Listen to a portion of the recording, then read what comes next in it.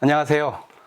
오늘은 2020년 향린 신앙 강좌 성서와 신학 두 번째 이야기를 시작하고자 합니다.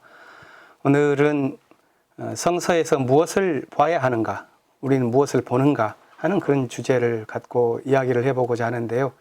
지난 시간에는 성서란 무엇인가 하는 이야기를 했습니다. 잠시 요약하자면 성서 안에는 다양한 목소리가 담겨 있고 그 가운데 성서의 가르침을 잘 파악하기 위해서는 간디의 부적이 필요하다 하는 그런 말씀을 드린 적이 있습니다. 성서의 이야기를 볼 때에는 가난한 자와 억압당하는 사람들의 눈으로 읽는 것이 성서의 가르침을 제대로 알 수 있게 한다는 그런 가르침이었죠. 그걸 위해서 제가 두 권의 책을 제안한 바 있습니다. 문익환 목사의 히브리 민중사, 그리고 안병무 교수의 역사와 해석, 이 두 권의 책을 제안드렸는데 앞으로 읽어 가주시기를 바랍니다. 오늘은 이 간디의 부적이라고 하는 것의 배경이 될 수 있는 그 주제에 대해서 조금 더 밀고 나아가 보고자 합니다. 그래서 던진 질문이 우리는 성서에서 무엇을 보는가 하는 제목입니다. 지난 강좌가 끝날 때 제가 숙제를 하나 내드렸습니다. 여러분들께서 성서를 읽을 때 성서에서 뭘 보시는가 하는 그런 질문이었는데요. 저의 경험을 한번 생각을 해봅니다. 성서를 통해서 뭘 접했을까? 그래서 성서라고 하는 인상을 마음속에 떠오를 때 뭐가 떠오르는가를 생각을 곰곰이 해봤더니 많은 이야기들이 떠올랐습니다. 예를 들어서 모세가 바다를 가른 이야기, 또 삼손이 머리카락이 잘렸던 이야기, 다윗이 골리앗과 싸움을 벌여서 이긴 재미있는 이야기, 이런 이야기들을 선생님들을 통해서 또는 TV에서 보곤 했습니다. 그래서 성서에는 이런 이야기들이 많이 있겠구나 하는 생각을 했어요. 그런데 좀 폐해가 있기도 했습니다. 예를 들어서 배너라는 영화 아셔요? 그 배너를 봤을 때 전차 경기가 너무 웅장하고 재밌었기 때문에 나중에 저는 성서에서 그런 전차 경기 장면이 어디 나와 있을 것이라고 막 뒤졌는데 결국에는 발견 못했던 그런 게 있었는데, 성서의 이야기이겠거니 하면서 우리에게 실제로는 익숙했지만 그렇지 않는 것도 봤었던 그런 경험이었죠. 이야기만이 아니라 성서에서 또 수많은 가르침들을 보기도 하죠. 모세가 우리에게 가르쳐 주었었던 율법이라고 하는 게 레위기, 신명기 여기에 많이 담겨 있고요. 또 잠언을 읽으면은 수많은 유대인들의 지혜가 거기에 담겨 있습니다. 또 특별히 우리 기독교 신앙인들에게서는 예수님께서 산상수훈으로 전해주셨던 많은 가르침들을 갖고서 삶의 지침들을 삼곤 합니다. 성서에서 이러한 것들도 있고요. 또 아름다운 시, 그리고 많은 나라들의 역사, 이런 것을 성서에서 보게 됩니다. 그런데 이제 이런 것들을 접하면서 우리가 성서에 친숙해지긴 하지만 제 경험상으로는 그것들을 배워나가면서 성서의 중심적인 가르침이다, 또는 성서가 지키려고 하는 어떤 정신이다 하는 것을 파악하기가 사실 어려운 점을 느꼈습니다. 심지어 성서를 세밀하게 보다 보면 때로는 이런 말을 하고 또 다른 경우에는 저런 말을 하는 그런 경우도 발견하게 되고요. 심지어 우리 기독교인 가운데에서는 성서 안에서 다른 사람들 비방하거나 배타하거나 또 증오하고 차별의 언어까지도 성서 안에서 발견하는 그런 경우들도 있습니다. 그렇다면 우리가 도대체 성서에서 뭘 봐야 하느냐? 이 말은 우리가 성서를 통하여 뭘 배울 수 있느냐 하는 그런 질문이겠는데요. 여기에서 봐야 한다고 하는 어떤 성서의 핵심적인 어떤 중심적 장면이랄까요? 그걸 뭐로 설정하느냐가 아주 중요하다고 보겠습니다. 저는 이것을 파악하기 위해서는 성서의 개별적인 요소를 낱개로 보지 않고 전체적인 맥락을 이해하는 것이 아주 중요하다고 생각해 왔습니다. 전체적인 맥락을 본다는 것은 신앙 공동체가 걸어가는, 또 한 신앙인이 걸어가는 신앙의 발자취가 어떻게 전개되고 있는지, 또 그것이 어디를 향하여 가고 있는지, 이것을 들여다보는 것입니다. 많은 신앙인들이 하늘로 난 길을 걷다가 스스로 하늘로 나는 길이 되는 그런 자랑스러운 일들을 보죠. 아브라함에서부터 수많은 신앙의 행진들을 우리는 보게 됩니다.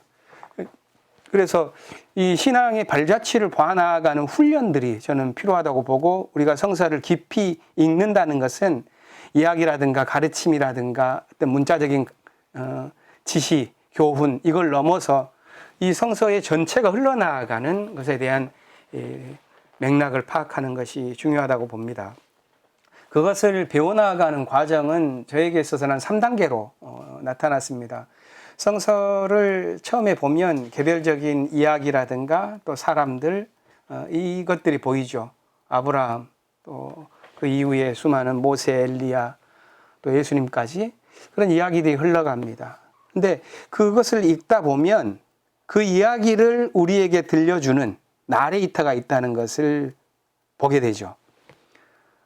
예를 들어서 창세기 2장을 보면은 아담과 하와가 천지창조 이후에 에덴 동산에서 살고 지어진 이야기가 있는데, 그 2장이 끝나는 지점에서 이런 나레이터의 목소리가 들립니다.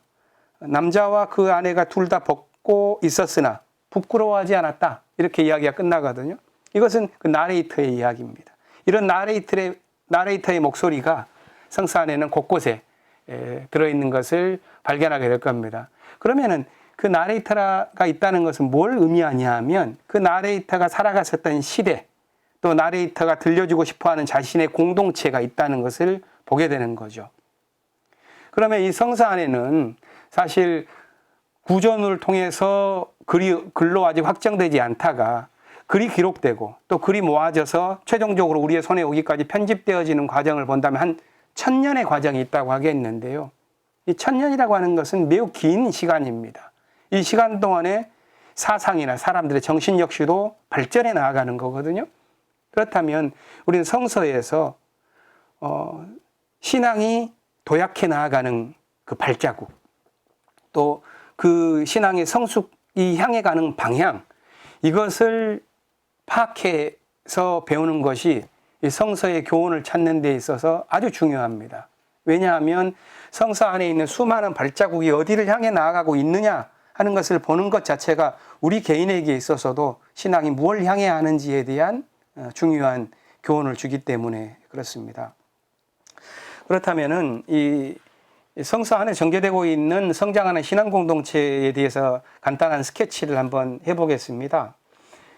처음에 성경책을 들여다보면 1장부터 11장까지의 많은 창조에서부터 바벨탑까지의 설화들의 이야기가 있죠. 그리고 나서 역사가 푹 튀어나오는데 그게 아브라함 때부터 시작합니다. 아마 아브라함의 이야기는 기원전 16세기경으로 추정되는데요. 이때부터 신앙의 역사가 시작되는 것으로 보입니다. 그런데 이 아브라함 때에는 신앙이 한 개인이나 또는 그가 속한 가족, 또 넓게 잡아도 부족의 이야기지요. 그런데 이 아브라함과 이삭과 야곱의 이야기를 넘어서 그들이 이 이집트에 정착하게 되고, 그 다음에 이집트에 정착한 다음에 노예 생활로 전락한 다음에 모세에서부터 광야 생활을 하죠. 그리고 모세 때부터는 이 한 부족의 이야기가 아니라 어떤 커다란 민족을 구성하는 그런 이야기가 전개됩니다. 이게 민족이 국가적인 이 형식으로 안착하게 된 것은 다윗과 솔로몬 때라고 할 수가 있겠습니다. 이렇게 좀 규모가 부족해서 민족으로 확장되어 가다가 성서의 이야기가 점점 확장되어 가는 그런 양적 확장의 문제가 아니라 질적 도약이 이루어지는데요. 그것은 이 민족적인 이해에 갇히지 않고 보다 더 보편적인, 우리 민족이 아니라 다른 민족까지도 받아들일 수 있는 보다 보편적인 정신으로 도약하는 계기가 있는데, 그것이 예언자들이 등장하는 때입니다. 예언자들은 내 민족의 생존, 그리고 번영, 축복, 이것이 중요한 게 아닙니다. 예언자들부터는 정의와 해방, 평화, 이런 보편적인 정신이 훨씬 중요해지지요. 그리고 마침내 그런 예언자들의 정신이 핍박당하다가 결국에는 공동체적인 실험으로까지 이어지고 예수 운동이 벌어지는, 이런 게 저는 성서의 커다란 맥락이라고 저는 이해하고 있습니다. 제가 간략하게 말씀드렸던 것을 조금 더 구체적으로 한번 보면서 성서가 그렇다면 어떤 식으로 발전해 나아갔는지 크게 한 4단계 정도로 나눠가지고 한번 보겠습니다. 조금 전에 제가 창세기 12장에서 아브라함의 이야기가 첫 시작이라고 말씀드렸고요. 기원전 16세기 경이라고 했는데 그 아브라함의 이야기는 분명히 후대에 완성된 것이라고 봅니다. 그런데 이 아브라함의 이야기의 역사적인 뿌리를 추적을 해본다면 제대로 알 수는 없지만 추정컨대 아브라함을 둘러싼 가정이나 그 부족의 이야기라고 볼 수가 있겠죠. 족장설화라고 말을 할 수가 있습니다. 그래서 우리는 그 아브라함의 이야기를 그냥 당시의 신앙의 모습을 아브라함의 부족 신앙이라고 한번 해보죠. 아브라함과 그를 둘러싼 부족들의 신앙, 이렇게 말할 수가 있겠습니다. 이때 들려지는 아브라함 때 들려지는 하늘의 목소리, 성서에 기록된 목소리를 보면은 이렇습니다. 내 고향을 떠나서 내가 보여주는 땅으로 가라. 내가 너에게 큰 민족을 이루고 복의 근원이 되게 해야겠다. 이렇게 창세기 12장이 시작하죠. 분명히 아브라함 마음 안에는 믿음에 관한 어떤 거룩한 씨앗이 전에 있었다고 봅니다. 하나님께서 들려주신 말씀이요, 그것을 추구해 나아가는 아브라함의 몸의 시작이지요. 그런데 거기에 나와 있는 하나님의 약속의 내용이나 아브라함의 어떤 동기라든가 이런 걸 보면 그 신앙의 실제적인 관심은 1차적으로 그 민족이 복의 근원이 되는 것, 축복과 그 민족이 그 부족이 생존해 나아가는 그것이 매우 중요한 중심 관심사라는 것을 알게 됩니다. 그래서 신앙에 대한 어떤 하나님의 약속이나 보상이 내가 자손을 많게 해주겠다, 아니면 땅을 얻게 하겠다 하는 것으로 귀결됩니다. 여기에 보편적인 것이 있었는가 하면은 분명히 있었다고 말할 수 있을 것입니다. 그런데 그 보편적인 것이 모든 이야기를 주도해 가고 있지 않습니다. 그렇기 때문에 아브라함은 보다 더 중요한 관심사였었던 아브라함 이야기에서는 보다 더 중요한 것이었던 생존이나 이런 것이었기 때문에 심지어 아브라함은 여행을 하다가 거짓말을 하기도 하고 그렇죠. 욕심을 부리는 모습들도 많이 나옵니다. 저는 이때 아브라함의 시대를 좀 냉정하게 바라보고 당시의 종교적인 세계관을 말한다면 저는 부족신앙이라고 봅니다. 부족신앙이라는 것은 부족마다 다른 신을 섬기고 있는 다신론적인 상황이죠. 아브라함과 이삭과 야곱은 어떤 같은 그 자신들의 부족의 신을 섬기고 다른 부족은 그들의 신을 섬기는 것이 당연하게 이해되던 세계관입니다. 그런데 이제 두 번째 단계로 가보면 이 부족신앙의 범위가 점차 커집니다. 민족으로 확대되고요. 그래서 모세와 여호수아 때는 이게 훨씬 더 명확하게 드러나죠. 민족을 이끄는 긴 과정을 거쳐서 다윗과 솔로몬 때에는 이게 국가적인 형태로 안착을 하게 됩니다. 저는 이때의 신앙을 가리켜서 민족신앙, 민족주의 신앙 이렇게 표현할 수 있을 것 같습니다. 저는 이때의 여전히 신앙의 목표 역시 민족의 번영과 축복이었다고 생각합니다. 그러니까 생각의 외형은, 신앙 정신의 외형은 확대되었지만 종교 정신의 진척은 그렇게 크지 않았던 상황입니다. 여전히 자신들의 번영을 위해서 자신의 부족이 아닌 사람들을 향해서는 매우 가혹한 행동들을 합니다. 대표적인 것이 여호수아의 이야기이고, 여호수아서를 보면 가나안으로 진입할 때 거기에 살고 있었던 원주민들을 몰살하는 과정들이 있는데, 사실 이게 성서를 읽는 가장 커다란 걸림돌 가운데 하나라는 이야기를 지난 강의에서도 드린 바 있습니다. 그러니까 당시의 종교적인 세계관을 본다면 여러 신들이 존재합니다. 그런데 그 신들의 수준들이 등급화되어서 우리 신이 최고다, 이런 식의 이해가 가능한 거죠. 그게 여호수아가 마지막에 여호수아서 24장에서 하는 설교의 내용이기도 합니다. 여러분들은 지금 선택하시오. 어떤 신을 섬길 것인지, 조상들이 섬겼었던 그 메소포타미아의 신인지, 아니면 지금 여기 살고 있는 땅 아모리의 신이든지 누구를 섬길 것이요? 나와 내 가족은 그러나 주님만을, 야훼만을 섬길 것이요. 이런 것이거든요. 그렇다면 여러 신들이 있지만 나에게 있어서는 야훼 신이다 하는 건데요. 이걸 가리켜서 리차드 니버라고 하는 신학자가 이런 것을 유일신 신앙이라고 하지 않고 택일신 신앙이라고 그럽니다. 여러 신들 중에서 나는 이 신을 택한다 하는 거죠. 그런데 성서의 신앙이 여기서 멈춘 게 아닙니다. 아까 말씀드렸지만은 양적인 확대의 과정이 아니라 질적인 도약이 벌어집니다.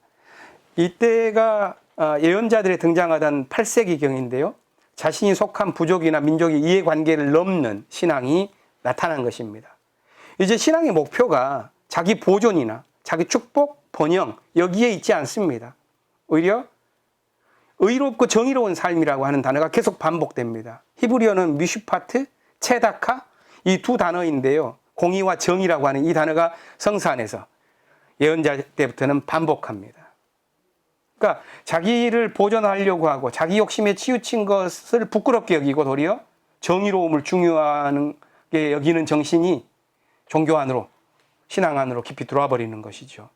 저는 인류의 정신사에서 가장 빛나는 정신 가운데 하나가 예언정신이라고 보는데 이 예언정신이 등장하자마자 하나님의 목소리도 달라집니다. 내가 너에게 땅을 축복하겠다, 자손을 축복하겠다 하는 그런 언어는 점차 희미해집니다.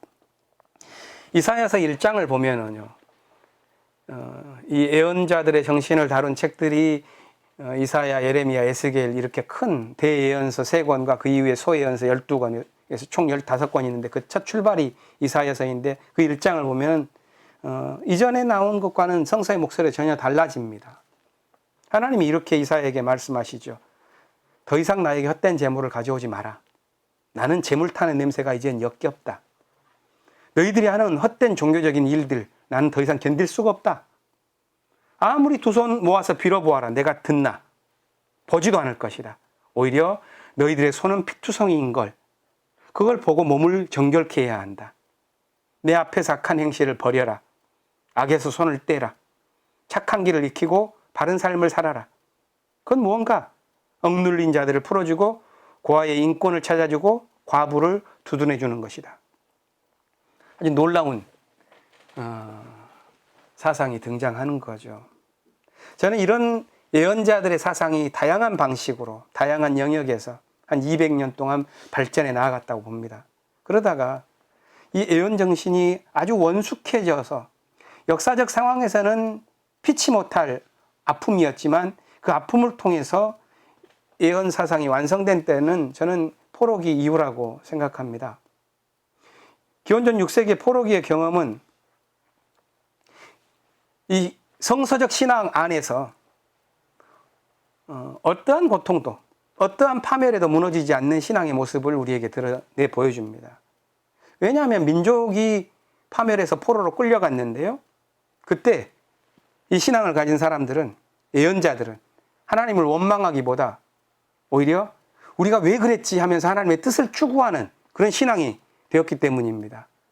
그러니까 자기를 중심으로 했었던 자기 보존적인 신앙이라는 것은 여기서 불타 없어져 버리는 것이죠. 저는 그 과정이 이렇게 출발했을 거라고 생각을 해봤습니다. 그러니까 포로로 끌려갔었던 사람들은 이런 성찰을 시작했을 것입니다. 왜 우리의 나라가 야훼께서 함께 해주신 나라라는 약속을 갖고 있었음에도 불구하고 패망을 했는가? 그리고 우리는 이렇게 객지에서 비참한 포로 생활을 하고 있는가? 아주 뼈저린 물음이었을 텐데요.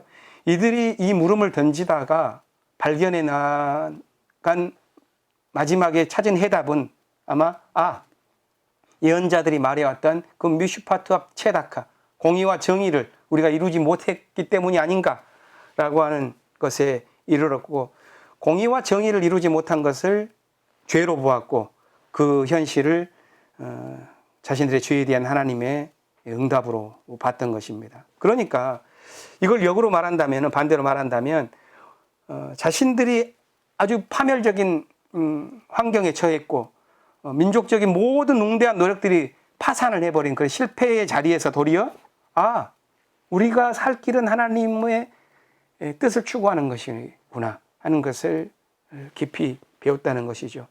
저는 여기에서 신앙의 질적 도약이 완성되었다고 봅니다. 만일 성서의 신앙이 아브라함의 부족 신앙이라든가 아니면은 여호수아의 민족 신앙 여기에 머물러 있었다면 저는 포로기와 같은 역사의 고비들, 위기들을 저는 견뎌낼 수 없었을 것이라고 봅니다. 사람들은 원망만 했겠죠. 우리를 지켜주신다고 했으면서 왜 하나님 우리를 지켜주지 않았습니까? 라는 원망에 그치고 말았을 것입니다. 하나님은 자신의 백성 하나 건사하지 못한 허약한 신, 그 정도로 그냥 잊혀져 갔을 뿐입니다. 섬김의 대상이 되지 못합니다. 그런데 포로기라고 하는 용광로 속에서 축복과 번영이 우선시되는 종교는 녹아 없어지고 보편적인 가치를 지닌 종교 정신이 뚜렷해집니다. 이것을 드러낸 모습이 성서의 내용이 포로기를 통해서 완성된 종교적 세계관인데요. 그게 조금 오해를 불러일으키긴 합니다만 창조신앙과 유일신 신앙이 등장합니다. 그러니까 야스퍼스가 역사의 기원과 목표라고 하는 책에서 인류의 어떤 중심축을 이루는 차축 시대의 정신, 문명이라고 말을 했었던 그 정신이 바로 이때 등장하고 완성되어 가는 것이죠. 저는 오늘날 많은 교회 안에서의 오해가 있기 때문에 잠시 곁길로 좀 빠져나가 보고자 합니다. 이게 뭐냐면 창조신앙과 유일신 신앙에 대한 이 오해인데요. 이 두 신앙이 포로기에 등장한 아주 보편적인 관용의 종교 정신이었음에도 불구하고 오늘날에는 이게 왜곡되어 있습니다. 교회 안에서는 창조신앙은 마치 문자적으로 우리가 성서에 나온 그대로 이해한다고 말을 하다 보니까 사실 과학과 상충되거나 충돌하고 심지어 그러다 보니까 신앙을 지키기 위해서 과학을 배척하고 과학을 원수 취급하지 않으면은 자신의 신앙을 지켜나가기 어려운 상황이 되기도 하고요. 또 유일신 신앙을 오해하다 보면 우리가 믿는 신이 유일한 신이기 때문에 다른 신은 배척해야 한다 하는 그런 배타주의적인 정신을 오히려 유일신 신앙이 양산하는 그런 경우들을 보는 것이죠. 이것에 대해서는 제가 3부에서 더 깊이 좀 이야기를 해보고자 합니다. 그런데 이 유일신 신앙과 창조 신앙이 잘 나와 있는 성서의 대목이 이 제2 이사야의 본문으로 알려진 이사야서 45장입니다. 45장을 한번 이 강좌가 끝나면 한번 찬찬히 한번 읽어보십시오. 거기에는 포로기와 함께 탄생했던 창조신앙과 유일신 신앙에 대한 내용이 있습니다. 그런데 그 첫 시작은 만물을 창조하신 창조주는 자기들만 창조해서 자기들에만 축복해주는 그런 신이 결코 아닙니다. 그 창조주는 심지어 저까지도 창조했고 자신들을 파멸시켰었던 원수의 우두머리라고 할 수 있는 페르시아 왕 키루스, 성서에는 고레스라고 그러죠. 이 고레스 왕까지도 기름 부어서 세웠다고 그래요. 기름 부어서 세웠단 말의 히브리어가 마시아입니다. 메시아로 삼았다는 겁니다. 그게 45장 1절입니다. 이게 이런 사상이 어떻게 가능할까요? 자기 민족을 침략한 페르시아 황제 고레스마저도 하나님이 보낸 메시아다. 이게 가능한 이해인가요? 이것은 유일신 신앙이 완성되어야지만 또 그 뒤를 창조신앙이 뒷받침하는 그런 관용의 정신이 있어야지만 가능한 이해입니다. 예전에 부족신앙이었다면 고레스의 신이 따로 있고 이스라엘 신이 따로 있고 이스라엘 신이 고레스의 신에게 패배했다. 이런 식으로 이해를 했겠죠. 그런데 이런 다신론적인 이해가 아니라 유일신론적인 이해에서 창조신앙이 뒷받침하니까 하나님께서는 우리 이스라엘만이 아니라 페르시아도 지었다. 고레스도 지었다. 우리만이 하나님의 도구가 아니라 고레스도 하나님의 도구이다. 이런 관용의 정신이 펼쳐지는 것이죠. 저는 이런 관용의 정신이 완성되어진 이 포로기가 그렇기 때문에 이 애언정신이 원숙해진 시기라고 보는 것입니다. 만일 이런 관용의 정신으로 익숙해진 종교적 심성, 그것으로 무르익은 영혼, 이것이 없었다면 아마 관용과 자비의 언어로 구성된 예수님의 메시지도 들려지지 않았을 것이라고 봅니다. 예수님께서는 우리에게 성서에서 보면은 귀 있는 사람은 들으라 그렇죠. 그런데 예수님의 말씀은 배타적인 정신만으로는 사실 이해할 수 없는 말씀들이 많습니다. 그렇기 때문에 이런 성서 안에서 신앙의 공동체가 자라난 그런 과정에 대한 이야기가 어떻게 흘러왔는가 하는 것에 대한 것을 우리가 잘 이해할 필요가 있습니다. 이제 강좌가 좀 마지막을 향해 가는데 좀 정리를 해나가는 방식으로 가보겠습니다. 성서 맥락을 전체적으로 이해할 때 저는 신앙의 목표가 성숙해지는 과정을 보아야 한다, 이런 말씀을 드렸습니다. 근데 한 가지 한번 제가 질문을 드려보겠습니다. 신앙의 성숙이라는 건 뭘까요? 그건 신앙의 목표가 변경되어 가는 거라고도 말할 수 있습니다. 우리가 성서에 약간 4개의 단계를 봤는데 그 4개의 단계에 비춰봤을 때 성서의 신앙의 목표라는 것은 자기 보존적인, 부족중심주의적인, 자기중심적인, 그래서 샤머니즘적인 어떤 종교에서 오히려 자기의 관심이 아닌 하나님의 뜻이 무엇일까, 하나님의 정의, 하나님의 공의는 어떤 것일까를 물으면서 그 공의에 닿기 위해서 오히려 자기를 보존하는 게 자기를 변경시켜버리고 자기를 바꿔나가고, 이런 방식으로 신앙이 정신이 바뀌어 나간단 말입니다. 저는 그게 신앙의 공동체가 보여준 성숙해 나아가는 모습이고, 오늘 우리 개인에게 있어서도 성서를 통해서 우리가 어떻게 배울 것인가 하는 문제를 알게 되는 것이죠. 저는 그런 의미에서 성서의 가르침에 대한 가장 첫 번째 오용은 잘못된 성서의 배움은 성서의 내용을 축복과 성공이라고 하는 관점에서만 해석하는 번영신학의 문제라고 봅니다. 오늘 한국에서 성서에 대한 수많은 이야기들이 있지만 그것이 다 부족주의적인 관점에서 너에게 어떻게 축복을 줄 거냐 하는 그런 관점에서만 보는 것들이 많은데요. 저는 그런 번영신학으로만 보면 성서가 가르치고 있는 중요한 가장 핵심적인 것을 볼 수 없게끔 된다고 봅니다. 그게 뭐냐 하면 성서에 들어있는 신앙 공동체가 걸어간 믿음의 진보입니다. 믿음의 진보는 자기중심적인 신앙에서 하나님의 정의를 추구해 나가는 신앙으로 변해가는 겁니다. 그런데 번영신학에서는 이 성서가 가르치고 주고 있는 우리가 반드시 봐야만 하는 이 신앙 공동체의 믿음의 진보를 볼 수 없게끔 보는 것이죠. 그런 의미에서 우리가 성서 안에서 성숙해지고 있는 신앙 공동체의 자취, 그들이 보여주고 있는 믿음의 진보, 이것을 우리가 성서를 읽어가면서 보지 못한다면 분별력을 갖고 성서의 가르침을 우리가 배웠다고 할 수가 없습니다. 왜냐하면 아주 성숙해 나아가지 못한 그런 단계에 있는 어떤 문자들을 가지고서 충실하게 해나가는 것이 마치 성서의 가르침을 받는 것인 양 보는데, 그것은 오히려 우리를 신앙의 퇴보로 이끄는 그런 잘못된 문자주의적인 해석으로 갈 수 있기 때문에 그렇습니다. 성서에서 봐야 할 것은 다시 한번 강조합니다. 신앙 공동체가 어떻게 성숙한 발자취를 그려가느냐 하는 문제입니다. 그렇다면 우리가 성서를 읽어갈 때 성서는 어떻게 성숙해 가는가 하는 그런 단계에 대한 분별심을 우리가 가져야 되고요. 이 성숙해 나아가는 그 방향이 어디를 향해 가느냐 하는 것을 보는 것이 중요합니다. 그렇지 않으면 성서 안에 있는 문자상으로 있는 차별적인 언어, 분노의 언어, 배타적인 언어, 그런 것을 마치 성서의 가르침인 양 오해하게 되는 경우가 있는 거죠. 우리가 신앙의 성숙을 말하는데 조금 더 원초적인 질문을 마지막으로 한번 던져보겠습니다. 신앙이 뭘까요? 신앙이라는 것은 우리와 하나님과의 관계에 대한 이해라고 봅니다. 하나님과의 관계에 대한 성서의 언어는 하나님과의 약속, 하나님과 맺은 언약, 하나님과 계약, 이런 약속, 언약, 계약, 히브리어로는 베리트, 영어로는 카브넌트라고 하는 그런 것이거든요. 이러한 언약에 대한 뚜렷한 이해가 있어야지 하나님께서는 나의 주님이 되시고 나는 그분의 사람이다, 백성이다 하는 인식, 신앙이 생겨나는 것이죠. 그러니까 성서의 신앙 공동체가 성숙해 간다는 것은 하나님께서 우리에게 주신 약속에 대한 이해가 깊어지고 넓어진다는 의미가 더 같다고 할 수 있습니다. 다시 말해서 성서 안에서 신앙 공동체가 성숙해진다는 것은 닫힌 계약 신앙에서 열린 계약 신앙으로 변해가는 거죠. 커가는 거죠. 자라나는 거.